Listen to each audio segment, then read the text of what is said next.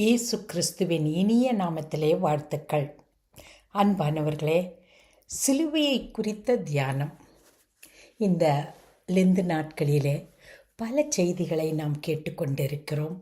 சிலுவையை குறித்து செய்கிற தியானம் அது முடிவில்லாததாக இருக்கிறது.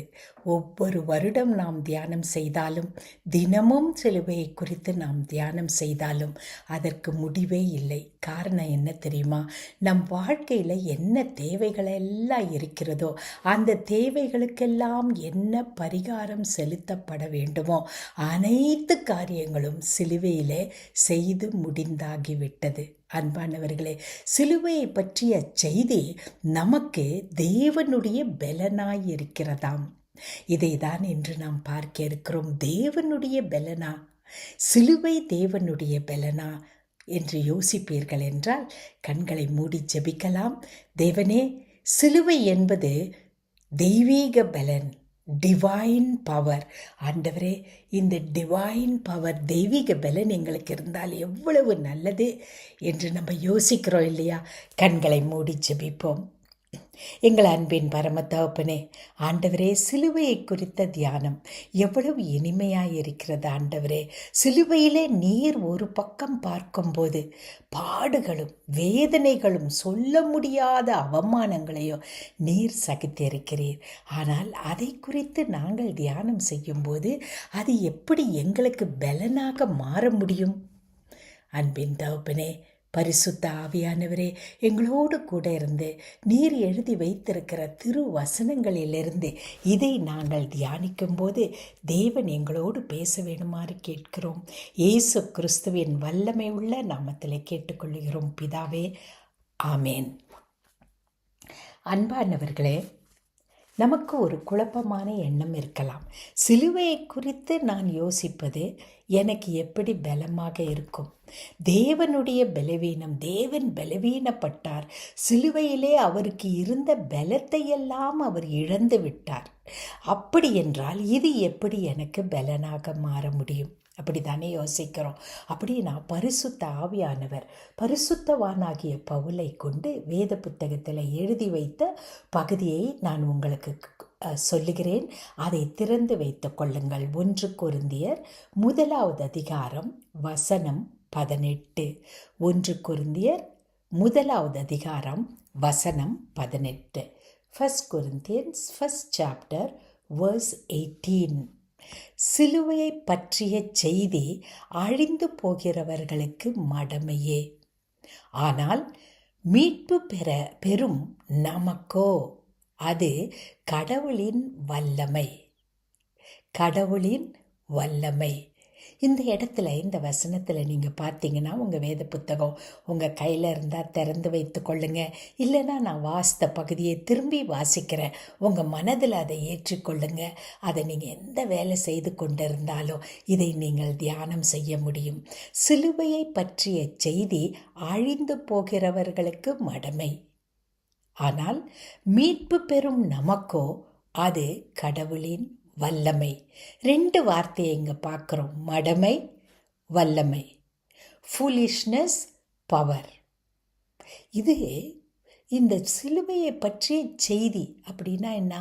சிலுவையில் என்ன நடந்தது என்பது, அந்த செய்தியானது 2 வகையான ரியாக்ஷனை கொடுக்குதான்.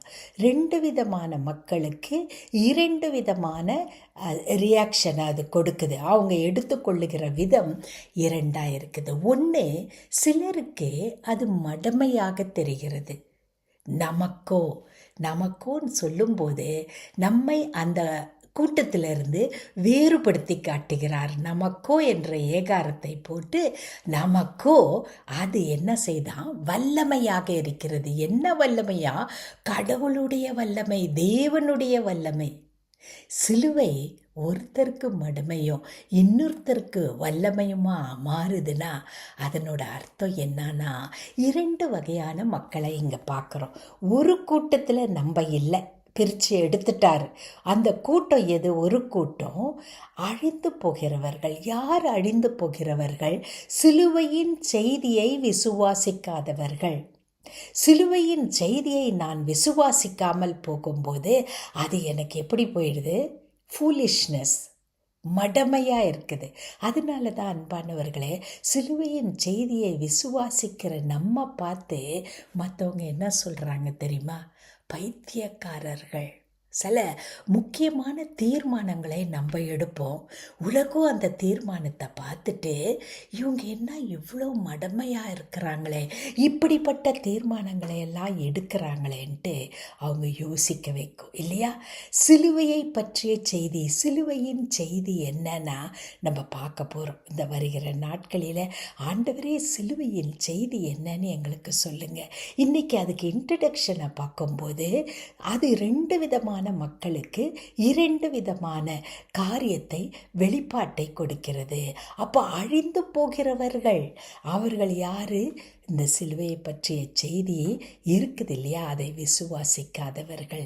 சிலுவை என்பது அவர்களால் விளங்கி கொள்ள முடியாத, ஏன் முடியலன்னா உலக கண்ணோட்டத்தில் பார்க்கறது ஒன்று, ஆவிக்குரிய கண்ணோட்டத்தில் பார்க்கறது மற்றொன்று. உலக கண்ணில் பார்க்கும்போது நமக்கு சிலுவை எப்படி தெரியும்? ஒரு அவமானத்தின் சின்னம். யாருக்கு சிலுவை? கொடூரமான இந்த சிலுவையின் தண்டனை யாருக்கு கொடுக்கப்படுகிறது? தவறு செய்தவர்களுக்கு கொடுக்கப்படுகிறது. எந்த வகையான தவறு? மோசமான தவறு, மரணத்துக்கு ஏதுவான தவறு செய்தவர்களுக்கு சிலுவையின் தண்டனை கொடுக்கப்படுகிறது. அப்போ இந்த சிலுவையின் தண்டனையை பார்க்கும்போது அதில் மரிக்கிற ஒருத்தர் அவமானத்தின் ஒரு ஆளாக இருக்கிறார்.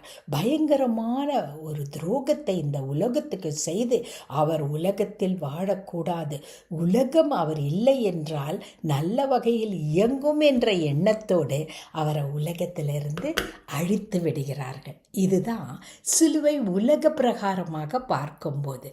அதனால தான் விசுவாசம் என்ற ஒன்று இல்லைன்னா, விசுவாச கண்ணாடியை போட்டு நான் பார்க்கலன்னா, ஆவிக்குரிய கண்ணாடி எனக்கு இல்லைன்னா சிலுவை எப்படி தெரியும்?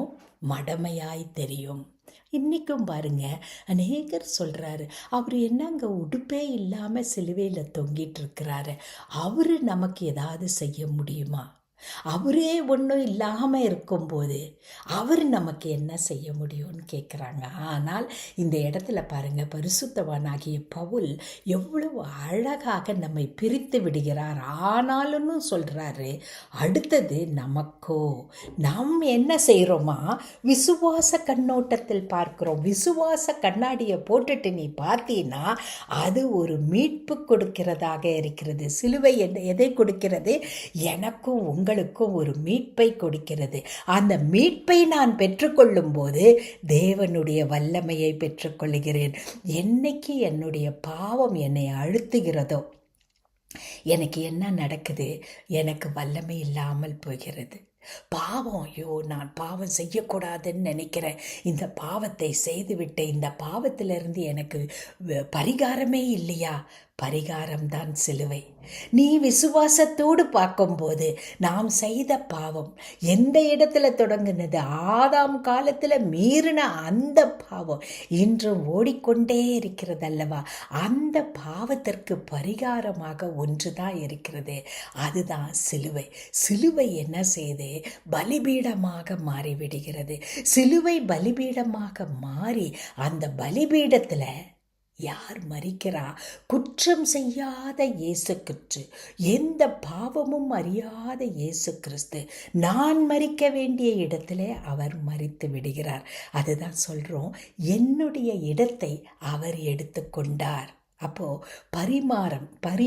பரிமாற்றம் ஏற்படுகிறது. நான் அங்கே மரித்திருக்க வேண்டும், ஆனால் தெய்வீக பரிமாற்றம். தேவன் என்ன செய்துட்டாரு? நீதி உள்ள தேவன் அந்த தண்டனையை கொடுக்க, மனிதனுக்கு கொடுக்க வரும்போது அந்த தண்டனையை தன்மேலே ஏற்றுக்கொள்ளுகிறார். அப்படி என்றால் சிலுவை எனக்கு முதலாவது எப்பேற்பட்ட பலனை கொடுக்கிறது என்றால், சிலுவை எனக்கு கொடுக்கிற பலன் என்ன தெரியுமா? மீட்பு. எதிலிருந்து மீட்பு கொடுக்கிறது? அந்த மீட்பு தானே எனக்கு தேவனுடைய பலனாய் இருக்கிறது. அப்படின்னு நம்ம பார்க்கும்போது எதிலிருந்து அது மீட்பு கொடுக்கிறது? உங்கள் வேத புத்தகத்தில் திருப்பிக் கொள்ளுங்கள். கொலோசையர் 2வது அதிகாரம் வசனம் 14. கொலோசையர் 2வது அதிகாரம் வசனம் 14. கொலோசையரில் நீங்கள் 2வது அதிகாரத்தில் வசனம் 14 நீங்கள் திறக்கும் போது என்னத்தை பார்க்குறோம் தெரியுமா? நம்ம அருமையான ஒரு காரியம் பார்க்குறோம். அது என்ன சொல்கிறாங்க? நமக்கு எதிரான ஒப்பந்த விதிகள் பல கொண்ட கடன் பத்திரம் அழிக்கப்படுகிறது. இது கொஞ்சம் விளைங்க கடினமாக இருக்குது இல்லை? இப்போ நம்ம எதை பார்த்துட்ருக்குறோம்? தேவனுடைய பலன். சிலுவை என்பது நமக்கோ இப்போ இதை கேட்டுட்ருக்கிறீங்க இல்லையா? உங்களுக்கும் இதை பேசிக்கொண்டிருக்கிற எனக்கும் தேவனுடைய பலனாக இருக்கிறது. நமக்கு பலன் இல்லாமல் நம்மை செய்வது எது தெரியுமா?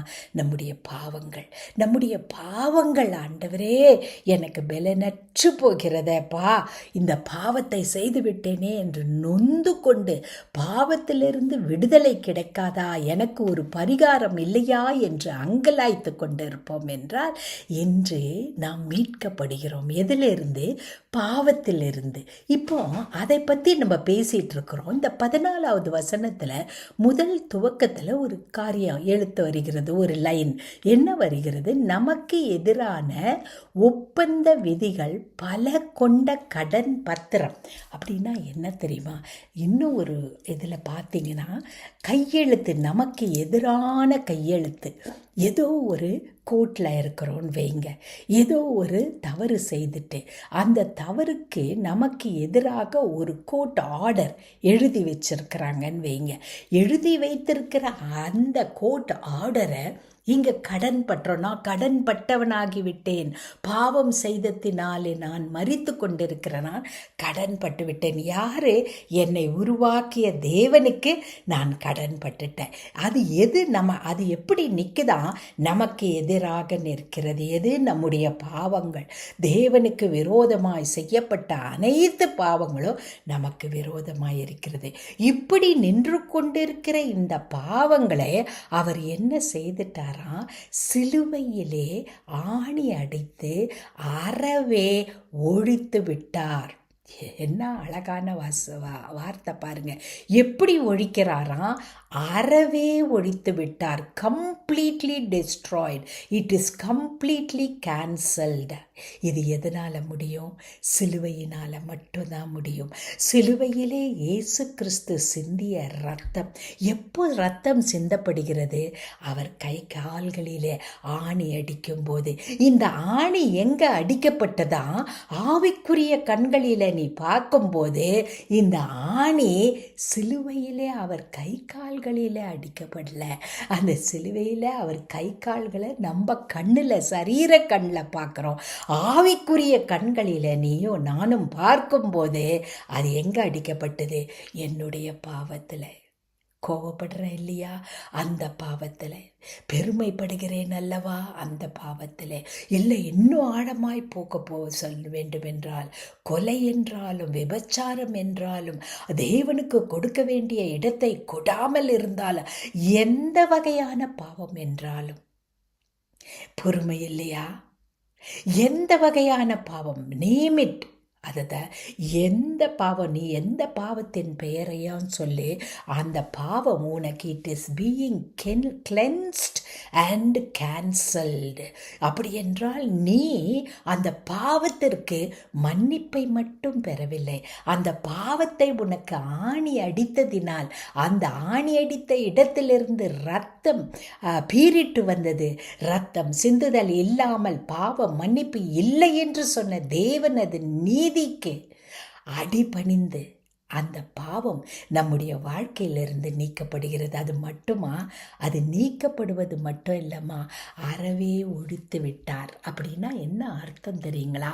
அறவே ஒழிக்கிறது என்பதின் அர்த்தம் நம்மளுடைய பாவத்தை ஆண்டவர் மன்னிச்சிட்டாருன்றதை நம்ம எல்லாரும் ஒத்துக்குவோம். ஆமாம், தேவன் எனக்காக மரித்தார், என்னுடைய பாவத்தை மன்னித்து விட்டார்ன்றதை ஒத்துக்குவோம். ஆனால் ஜெபிக்கும்போது ஒத்துக்குவோம். அதுக்கப்புறமா நம்ம வரும்போது நம்முடைய மனசாட்சியில் ஒரு குற்ற மனசாட்சி, எங்கேயோ ஒரு நம்ம கான்ஷியன்ஸை நம்மை குத்தி கொண்டே இருக்கும். இல்லையாம்மா? ஆண்டவர் மன்னித்துட்டாருன்னு சொல்கிறாங்க. வேத புத்தகமும் அதுதான் சொல்லுது. நானும் நம்புகிறேன், விசுவாசிக்கிறேன். ஆனால் நான் செய்த பாவம் என்னை குத்திகிட்டே இருக்குது. குற்ற மனசாட்சி அப்படியே உன்னுடைய கான்ஷியஸ் மைண்ட்லேயும் இருக்குது, உன்னுடைய சப்கான்ஷியஸ் மைண்ட்லேயும் கில்ட்டுன்னு சொல்கிறோம் இல்லையா? அந்த கில்ட் என்ன செய்து என்னை விட்டு போக மாட்டேங்குது. அதனால தான் ஆண்டவர் சொல்கிறாரு, மனுஷனால் மறக்க முடியாது. அதனால தான் உன்னால் மறப்பது என்றால் என்ன என்று தெரியவில்லை. அன்பான மகளே, எந்த பாவத்திற்கு நீ மன்னிப்பு பெற்றுவிட்டேன் என்று சொல்லியும் உன்னுடைய மனசு இன்னைக்கும் உன்னை துன்பப்படுத்தி கொண்டே இருக்கும் என்றால், ஆண்டவர் இன்று உன்னோடு பேசிக்கொண்டிருக்கிறார், என்னோடு பேசிக்கொண்டிருக்கிறார். பாவம் நாம் பாவம் செய்து கொண்டு இருக்கும் போதே நமக்காக தன்னுடைய சொந்த குமாரனை கொடுத்தார். நாம் நல்லவர்களாய் இருக்கும்போது அவர் இந்த உலகத்தில் வந்து மறிக்கலம்மா. நல்லவர்களுக்கு ஒரு மீட்பர் தேவைப்படவே இல்லை. மீட்பர் தேவைப்பட்டது பாவத்திலே மூழ்கி மீட்பை பெற்றுக்கொள்ள வேண்டும் என்று எனக்கு விரோதமாக கையெழுத்து எழுதி ஒரு பத்திரம், கடன் பத்திரத்தை போல ஒரு கோர்ட் ஆர்டர் எனக்கு விரோதமாக என்ன செஞ்சது, போடப்பட்டது. அந்த கோர்ட் ஆர்டரில் நான் எழுத வேண்டியதெல்லாம் ஒரே வார்த்தை கிராஸ். நான் எழுத வேண்டியதெல்லாம் ஒரே வார்த்தை ரத்தம். இதை நீங்கள் செஞ்சிட்டீங்கன்னா, நீங்கள் எப்பேற்பட்ட பாவம் செய்தவர்களாக இருந்தாலும் தேவன் அந்த பாவத்தை அறவே ஒழித்து விடுகிறார். அறவே ஒழித்து விட்டார். முடிந்து விட்டது. ஆண்டவர் என்னைக்கோ ஒழித்து விட்டார். இப்போ நம்ம என்ன செய்யணும்? விசுவாசிக்கணும். இதை நீ விசுவாசிக்கும் போது அது உனக்கு பலனாய் மாறும். இதை நீ விசுவாசிக்காமல், ஐயோ அவர் தப்பு செஞ்சிருப்பாரு, சிலுவையில் மறிக்கிறவங்க எல்லாம் தப்பு செய்கிறவங்கள தானே சிலுவையில் போடுவாங்கன்ட்டு நீ உலக ரீதியில் நம்ம பார்க்கும்போது அதில் என்ன இருக்கும்? அது பைத்தியமாக இருக்கும். தப்பு செஞ்சவங்களை தானம்மா ஒருத்தர் தண்டிப்பாங்க. கடவுள் தப்பு செஞ்சவங்களை தண்டிக்கிறதுக்கு தானே கடவுள் இருக்கிறாங்க.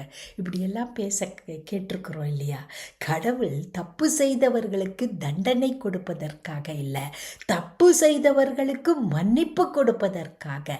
அந்த மன்னிப்பு கொடுப்பதோடு நிறுத்தி விடுவதில்லை, மன்னிப்பையும் கொடுத்து அதை மறந்துவிட்டு அவர்கள் மனசாட்சியிலிருந்து அதை கேன்சல் பண்ணணும்.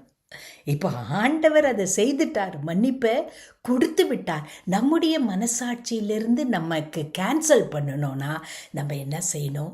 விசுவாசிக்கணும். விசுவாசம். அதனால தான் ஆண்டவர் விசுவாசம் இல்லாமல் எனக்கு பிரியமாக இருப்பது கூடாத காரியம் என்றார். இந்த உலகத்தில்மா ஏதாவது ஒரு பொருளை வாங்கும்போது என்ன சொல்கிறாங்க? You test and see. நீ அதை சோதித்து பார், அதுக்கப்புறம் பணம் கொடு. இப்பெல்லாம் வியாபாரம் வித்தியாசமாக போயிடுச்சு இல்லையா? டெஸ்ட் பண்ணிட்டு வாங்கன்றார். அதுபோல் ஆண்டவர் நம்ம கிட்ட சொல்கிறது என்ன தெரியுமா? You taste and see. உலக கண்ணோட்டத்தில் பார்த்தீங்கன்னா நீ என்ன செய்யணும்? டெஸ்ட் பண்ணி பார்க்கணும். ஆண்டவருடைய மன்னிப்பை ஒரு குழாயில் போட்டு கெமிஸ்ட்ரியில் டெஸ்ட் பண்ணுறோம்ல, டெஸ்ட் டியூப்பில் வைத்து நம்ம என்ன செய்ய முடியாது?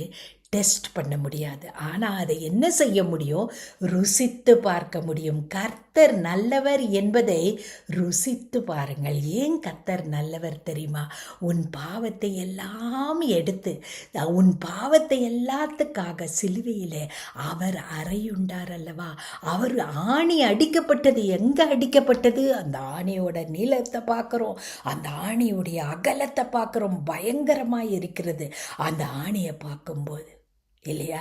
அவர் சிலுவையில் வைத்து, சிலுவையிலிருந்து எங்கேயும் போகாமல் சிலுவையில் வைத்து ஆணி அடித்தார். சிலுவையில் வைத்து ஆணி அடிச்சிட்டாமா அந்த இடத்துல இருந்து என்ன செய்ய முடியாது? வெளியே மனுஷனால் வர முடியாது. அப்போ நம்முடைய பாவத்தை சிலுவையில் ஆணி அடித்து விட்டார் என்பதை நீ டேஸ்ட் பண்ணி பார், அனுபவித்து பார். நீ அனுபவித்து பார்த்தாதான் அது உனக்கு தேவனுடைய பலனாக இருக்கும். அன்பானவர்களே, இந்த செய்தியை நீங்கள் கேட்டுட்ருக்கும்போது சிலுவையை குறித்து எத்தனையோ தியானத்தை நம்ம செய்திருப்போம். ஆண்டவரே, இந்த சிலுவையை குறித்து நான் தியானிக்கிற தியானம் இந்த 40 நாட்களாக இருக்கலாம், இல்லை எப்போவாவோ இருக்கலாம். சிலுவை என்றால் என்ன? இந்த சிலுவையை குறித்து என்னன்னா, சிலுவையில் 2 விதமான கண்ணோட்டம் இருக்கிறது. ஒரு கண்ணோட்டம் உலக பிரகாரமான கண்ணோட்டம், ஆவிக்குரிய கண்ணோட்டம். விசுவாசத்தின் அடிப்படையிலே ஆவிக்குரிய கண்ணோட்டத்தில் நான் இந்த சிலுவையை பார்ப்பேன் என்றால், ஆழமான சத்தியத்தை 2000க்கு மேலான ஆண்டுகளாக அது நமக்கு விளக்கி கொண்டே இருக்கிறது. அதனால தான் பரிசுத்தவான் மிக அழுத்தம் திருத்தமாக சிலுவையின் பலன் என்ன என்றால், சிலுவையின் மூலமாக நான் பெற்றுக்கொள்ளுகிற பலன், the secret of my energy, the secret of my strength, என்னுடைய பலத்தின் ரகசியம் என்ன தெரியுமா? என்னுடைய பலத்தின் ரகசியம் என் பாவங்கள் எல்லாம் சிலுவையிலே ஆணி அடிக்கப்பட்டிருக்கிறது. அந்த ஆணி அடித்த பாவத்தை நானும் எடுக்க முடியாது, பிசாசும் அதுக்கிட்ட நெருங்க முடியாது, எடுத்து சொல்ல முடியாது. அப்படின்னா என்ன? ஏதோ உன்னை பயமுறுத்துகிற எதிர்மறையான எண்ணங்கள் வந்து கொண்டிருந்தால், இன்று ஆண்டவர் உன்னோடும் என்னோடும் மிக தெளிவாக பேசுகிறார். நம்ம எப்படி நடக்கணும்? தைரியத்தோடு நடக்கணும். அப்பா பிதாவே என்று கூப்பிடத்தக்கதான புத்திர சுவிகாரத்தின் ஆவியை கொடுத்திருக்கிறீரே, பயப்படுகிற ஆவியை நீர் கொடுக்கவில்லை. காரணம் என்ன? அந்த சிலுவையிலே என்னுடைய பாவங்கள் என்று ஆணி அடிக்கப்பட்டதோ அன்றிலிருந்து பிதா என்னை எப்படி பார்க்கிறார் தெரியுமா? இயேசு கிறிஸ்துவை எப்படி நேசிக்கிறாரோ அப்படிதான் பார்க்கிறார். அவர் இயேசு கிறிஸ்துவை நேசிப்பது போல, இயேசு கிறிஸ்துவின் மேல் கொண்டிருக்கிற அன்பை போலவே அவர் நம்மை பார்க்கிறார். உண்மைதாம்மா. யோவான் எழுதின சுவிசேஷத்தில் 17வது அதிகாரத்தில் இயேசு கிறிஸ்து ஜெபிப்பார், ஹை ப்ரீஸ்ட்லி ப்ரேயர். அதில் பாருங்க, ஆண்டவரே நீர் என்னை நேசிப்பது போலவே இவர்களை நேசிக்கிறீர் என்பதை அவர்கள் அறிந்து கொள்ள வேண்டும் என்று இயேசு கிறிஸ்து அன்னைக்கு ஜெபித்தார். சிலுவையில் நம்முடைய பாவங்கள் ஆணி அடிப்பதற்கு முன்னதாக அவர் ஜெபித்த ஜெபம் இப்பொழுது நிறைவேறிவிட்டது. சிலுவையில் ஆணி அடித்தாங்க பாருங்க அவரை. இந்த சோல்ஜர்ஸ் எல்லாம் என்ன நினச்சிருப்பாங்க? அவர் கையில் தான் ஆணி அடிக்கிறோன்னு நினச்சிருப்பாங்க இல்லையா? ஆனால் அவர்கள் அடித்த ஆணி எங்கே அடித்தார்கள் தெரியுமா? நம்முடைய பாவங்களை எல்லாற்றிலையும் அவர்கள் ஆணி அடித்தாங்க. இதுக்கு இன்னொரு காரணத்தையும் நீங்கள் பார்க்கும்போது, அந்த காலத்தில் சிலுவையில் ஒரு மனிதன் மரிக்கிறான் என்றால் அது அவமானமாக, அவன் எதற்காக மரிக்கிறான் என்பது அங்கே நடந்து போகிறவங்களுக்கு தெரியணுன்றதுக்காக அவன் செய்த பாவத்தை எல்லாம் எழுதி அந்த சிலுவையில் மாட்டுவாங்களாம். நல்லா கவனிங்க, எல்லாருடைய பாவத்துக்கும் இவன் எதற்காக மரணத்துக்கு ஏதுவான இருக்கிறான், அதனால தான் இவனுக்கு மரண தண்டனையை நாங்கள் கொடுக்கிறோம் என்பதை அங்கே நடந்து போகிற ஜனங்கள் பார்க்கணும். நாளைக்கு யாரும் அநியாயமாக இவங்களை கொன்னுட்டீங்களேன்னு சொல்லக்கூடாதுன்னு கோர்ட் ஆர்டர் கொடுக்குறாங்க இல்லையா? இந்த பாவம்னு அதை அங்கே மாட்டுவாங்களாம். ஆனால் நம்முடைய இயேசு கிறிஸ்துக்கு மேலே அவர் செய்த பாவத்தை மாற்றுறதுக்கு யோசித்து பார்த்தாங்க. பிலாத்துக்கிட்ட கேட்டால் அவர் சொன்னார், அவர் ஒரு பாவமும் செய்யவில்லையே, இவரிடத்தில் நான் ஒரு பாவத்தையும் காணவில்லையே. ஏரோது கிட்ட அனுப்பி திருப்பி வந்ததும் பிலாத்து சொல்கிறாரு, ஒரு பாவத்தையும் நான் இவரிடத்தில் காணவில்லையே சொல்கிறாரு இல்லையா? திரும்ப திரும்ப சொல்கிறார். அப்போ எந்த பாவத்தை போடுறது? இப்போ அந்த மதத்தில் இருக்கிறவங்க, மதத்தின் ஆசிரியர்கள், அந்த மத போதகர்கள், இவர்கள் எல்லாம் வந்து நிற்கிறாங்களே, அவர்கள்கிட்ட கேட்கலான்னா அவங்க ஜனங்களை தான் என்ன செய்கிறாங்க? தூண்டி விடுறாங்க. அப்போ ஜனங்கள் சொல்கிறது எதுவுமே சரியாகவே இல்லையே. இது 3 நாளையில் இந்த ஆலயத்தை அழிப்பேன் கட்டுவேன்னு சொன்னார். எதையோ சொல்கிறாங்களே, எதை போடுவது பிலாத்துக்கு தெரியல. இவரை நான் என்ன நினைச்சிருப்பாரு பிலாத்து? இவரை மீட்கக்கூடிய காரியம் என்கிட்ட இருக்குன்னு சொல்லியும் இவர் எதையுமே சொல்லவில்லையே, இவர்கிட்ட நான் ஒரு பாவத்தையும் பார்க்கவில்லையே, இவரிடத்துல பாவம் இல்லை என்பதை திரும்ப திரும்ப இந்த ஜனங்களுக்கு சொல்லிட்டேனே, அப்பவும் இவரை சிலுவையில் அறையும் அறையும் அறையும்னு அந்த வெறும் கூக்குரல் தான் கேட்டதே தவிர இவருடைய பாவம் அந்த சத்தத்தில் இவர்கள் எதையும் தெளிவாக உறுதியாக சொல்ல முடியவில்லை. ஏனென்றால் அவரிடத்துல ஒரு பாவமும் இல்லை. அப்போ பிலாத்து யோசித்தாரு, இவர் என்ன சொன்னார், யூதருக்கு ராஜான்னு சொன்னாருன்றதை தானே இவங்க சொன்னாங்க, அதுதான் பாவம்ன்றத யூதருக்கு ராஜா என்று 3 மொழியில எழுதி போட்டுட்டாராம். எந்தெந்த மொழி? லத்தீன், எபிரேய, கிரேக்க மொழி. நீ எந்த பாஷையை சேர்ந்தவனா இருந்தாலும் நீ வாசித்துட்டு போகும்போது அவர் யாரு? யூதருக்கு ராஜா. அது உண்மையா? உண்மை. ஆவிக்குரிய ராஜாவாக வந்து உன்னுடைய பாவத்தை அவர் தன்னுடைய கரத்திலே ஆணி அடிக்க செய்தார் அல்லவா? அதனால அவர் எப்படி வரப்போறாரு?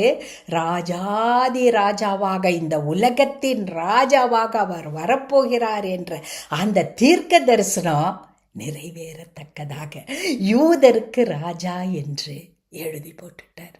இப்போ பார்த்துட்டு போறவங்கெல்லாம் என்ன பார்ப்பாங்க? இவரு யூதருக்கு ராஜாவா? அப்படியா? ராஜாவை எப்படியா சிலுவையில் அறைந்தாங்க? இப்படி பலவிதமான குழப்பங்கள் அவங்க மனசுல வந்திருக்கோம். யோசிக்க ஆரம்பிச்சிருப்பாங்க.